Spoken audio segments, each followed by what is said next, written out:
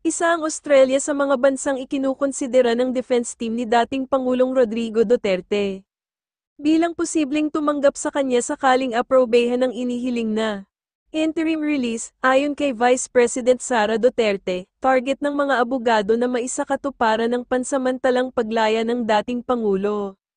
Bago sumapit ang Setyembre, Australia is in the list. Sa panayam kay Vice President Sara Duterte sa isang rally sa Melbourne, Australia, kinumpirma niyang may dalawang bansa na ang nagpahayag ng kahandaang tumanggap kay dating Pangulong Rodrigo Duterte. Ito ay sakaling matuloy ang pansamantala niyang paglaya mula sa International Criminal Court o ICC. Gayunpaman, nilinaw ni VP Sara na hindi pa siya maaaring maglabas ng anumang sensitibong detalye ukol dito. If you can read through the redacted portions, you can see that there are two countries that was named there. And one of the countries committed to helping or to receiving and accepting former President Rodrigo Duterte.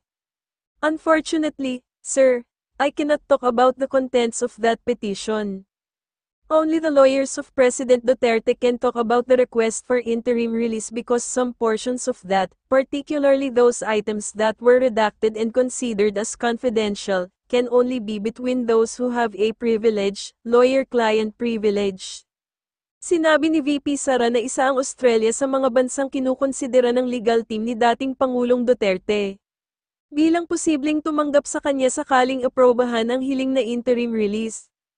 Australia is in the list of countries that are considered by the lawyers, but I am not here for the interim release, not for this visit. Ayon pa sa Vice Presidente, inaasahang tatagal ng ilang buwan ang proseso. Target umano ng mga abogado na makamit ang interim release bago ang Setyembre. Ito'y dahil na rin sa edad at kondisyon ng kalusugan ng dating Pangulo. I asked the lawyers for the timeline of the interim release and months was the answer. Ma'am, not weeks. Months was the answer, but they wouldn't give a definitive timeline, but they said they're hoping to do it before September. And they're in a rush because of his age and his health condition. Ibinahagi rin ni VP Sara ang tungkol sa kasalukuyang lagay ng dating Pangulo.